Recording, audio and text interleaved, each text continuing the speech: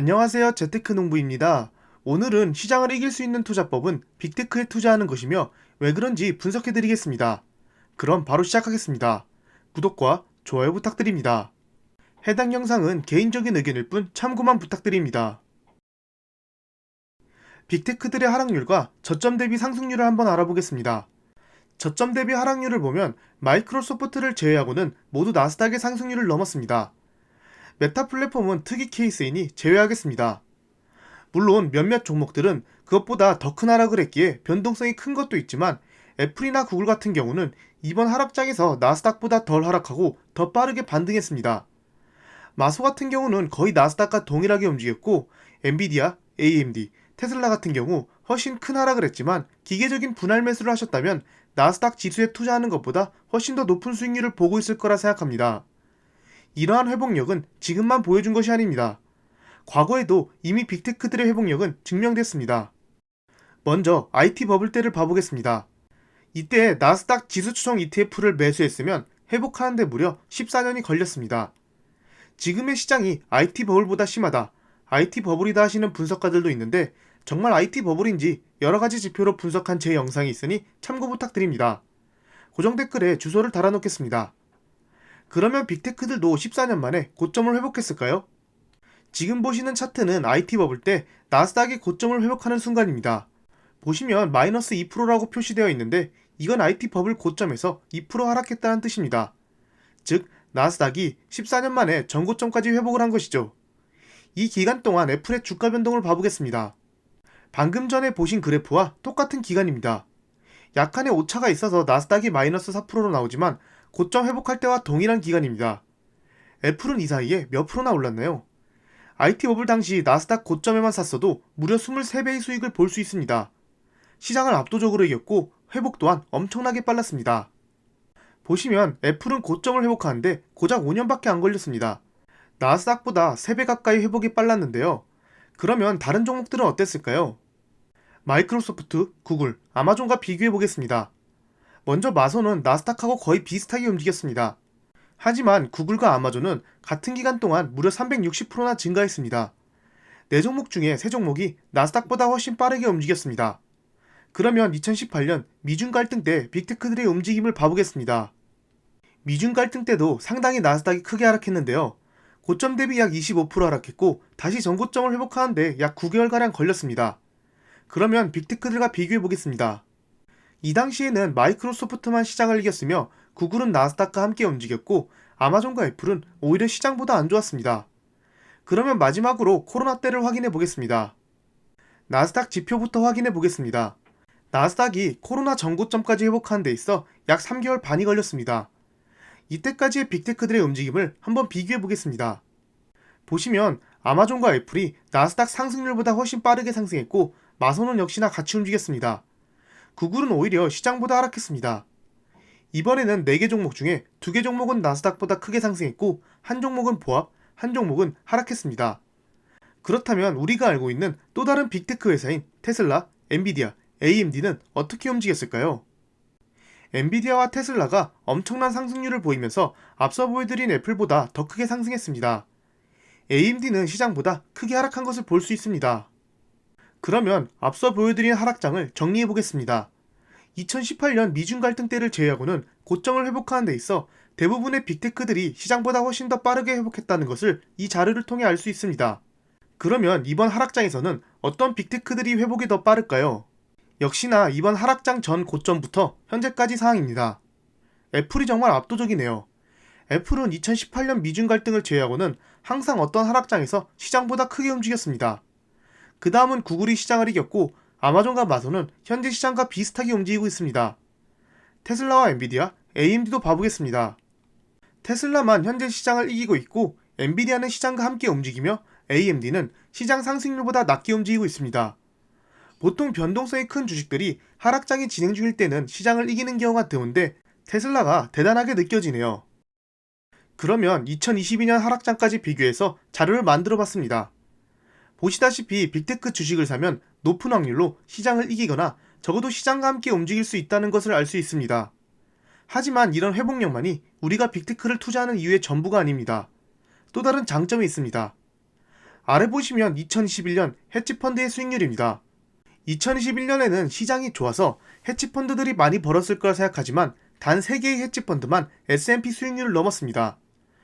물론 헤지펀드들은 헤지 상품들도 거래하기 때문에 시장의 수익률을 넘기가 힘들지만 어쨌든 시장 수익률을 넘는다는 것은 이만큼 수많은 기관들 중에서도 엄청나게 힘들다는 것을 알 수 있습니다. 빅테크들은 우리가 시장 수익률을 넘을 수 있는 또 다른 투자 방법입니다. 지금 보시는 동그라미 친 부분은 아까 앞에서 보셨듯이 코로나가 터진 후 나스닥이 다시 한번 고점을 찍었을 때 시기입니다. 즉 코로나 때 하락했던 것을 전부 다 회복한 시점이죠. 만약 나스닥이 전고점에 도달했을 당시부터 빅테크들의 수익률은 어떻게 될까요? 먼저 6개월 뒤의 수익률부터 알아보겠습니다. 6개월 뒤를 봐보면 유일하게 애플만 시장을 이겼으며 시장과 동일하게 상승한 종목은 아마존, 시장보다 하락한 종목은 마소와 구글이었습니다. 1년 뒤를 봐보겠습니다. 1년 뒤에는 애플과 구글이 시장을 앞서 나가기 시작했으며 아마존은 시장 수익률보다 하락했고 마소는 여전히 시장 수익률보다 낮습니다. 그러면 1년 반 뒤에는 어떨까요? 1년 반 뒤에는 애플, 구글, 마소가 시장 수익률을 상회했습니다. 마소도 1년간 시장 수익률보다 낮다가 1년 후부터 급격히 상승했습니다. 결국 아마존만 시장 수익률보다 낮아지고 나머지 3개 빅테크들은 모두 시장보다 더 크게 상승했습니다. 아마존이야 계속 박스권을 유지하고 있어서 그렇지 박스권을 탈출하고 상승하게 된다면 시장 수익률보다 크게 올라갈 확률이 높습니다. 이따 뒤에서 보시겠지만 아마존도 멀리 보면 시장 수익률을 크게 상회했습니다. 어쨌든 나스닥이 고점을 회복한 뒤에 빅테크 종목들을 산다 해도 결국 높은 확률로 시장보다 크게 수익을 준다는 것을 알 수 있습니다. 이 차트는 아까 전 고점에서부터 현재까지의 수익률입니다. 하락장이 이렇게 심하게 와도 여전히 애플, 구글, 마소는 시장보다 높은 수익률을 주고 있다는 걸 알 수 있습니다. 그러면 2018년도 간단하게 봐보겠습니다. 코로나가 발생해서 나스닥이 하락하기 직전까지 빅테크들 중 마소와 애플은 시장 수익률을 한참 넘었고 구글은 보합, 아마존만 시장보다 수익률이 낮았습니다. 보셨다시피 높은 확률로 빅테크들이 시장을 이기지만 시장을 이기지 못하는 종목들도 간혹 보입니다. 하지만 멀리서 보면 모든 빅테크들이 시장보다 상승률이 좋습니다. 2018년부터 빅테크들의 수익률을 봐보겠습니다. 앞에서 아마존은 시장을 못 이기고 마소는 시장과 비슷한 상승률이다라고 많이 보셨겠지만 이렇게 2018년에 빅테크 어떤 주식을 사셨어도 시장을 크게 이길 수가 있습니다. 심지어 2년 가까이 박스권을 유지하는 아마존조차 현재도 시장을 이기고 있습니다. 그만큼 아마존은 한번 상승하게 되면 엄청나게 상승한다는 것을 알 수 있습니다. 그럼 테슬라, 엔비디아, AMD는 어떨까요? 앞서 보셨던 애플, 마소 수익률과 비교가 되지 않습니다. 우리는 지금까지 빅테크와 시장가의 수익률을 과거 자료를 통해 계속 비교해봤습니다. 과거 자료가 미래를 보여주는 것은 아니지만 보통 과거와 비슷한 경향으로 흘러가는 심리가 있습니다. 그렇기에 과거 자료도 우리는 꼭 분석해야 합니다. 결국 멀리 보면 과거와 비슷하게 움직인 적이 아주 많았기 때문이죠. 그렇다면 우리는 지금까지 본 자료들을 바탕으로 어떻게 투자해야 할까요? 종합적으로 봤을 때는 애플이 제일 하락률도 낮고 상승률도 큰 것 같습니다. 어쨌든 애플 말고 다른 빅테크들도 오랜 시간 갖고 있으면 시장의 수익률을 상회한다는 것을 알 수 있었습니다. 최고의 투자는 로우 리스크 하이 리턴이라고 생각합니다. 그러한 주식이 바로 빅테크라 생각합니다.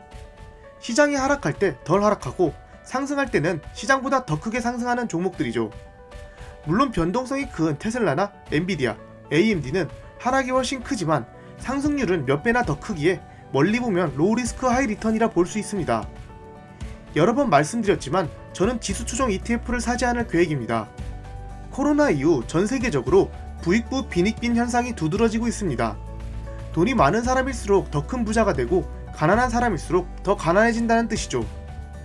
기업도 똑같이 변했다고 생각합니다.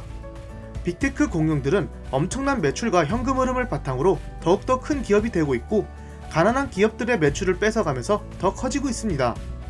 반독점법이 그래서 생기긴 했지만 대부분의 빅테크들은 이미 오래전부터 대응해왔기 때문에 주가 상승에 큰 영향을 주지 못한다고 생각합니다. 마소, 구글, 아마존은 2021년 인수합병 거래가 10년 만에 가장 많았다고 합니다. 넘치는 현금을 바탕으로 유망한 기업들을 모두 사버리고 있는 것입니다. 점점 더 덩치가 커가는 것이죠. 최근에 분석해드렸던 사이버 보안 분야도 마소가 이미 전세계 최대 매출을 발생시키고 있고 사이버 보안 회사들을 계속 인수하고 있습니다.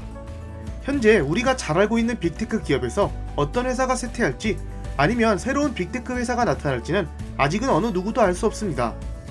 하지만 이미 코로나 이후 수많은 현금과 점유율을 높여간 빅테크 회사들의 저력은 쉽사리 다른 회사들이 따라오지 못할 것으로 보입니다. 어떤 종목이 더 좋고 나쁘고 할 것 없이 본인과 가장 잘 맞고 확신이 있는 종목으로 하락할 때마다 기계적으로 빅테크들을 모아가신다면 이번 하락장처럼 빠르게 계좌를 회복할 수 있다고 생각합니다. 내일은 다시 한 주의 시작인 월요일입니다. 다음 주도 나스닥이 많이 올라서 기분 좋은 한 주가 됐으면 좋겠습니다. 감사합니다. 절대 투자 추천 영상이 아닌 개인적인 의견이니 참고만 부탁드립니다. 지금까지 제 영상을 봐주셔서 감사합니다. 구독과 좋아요 부탁드립니다.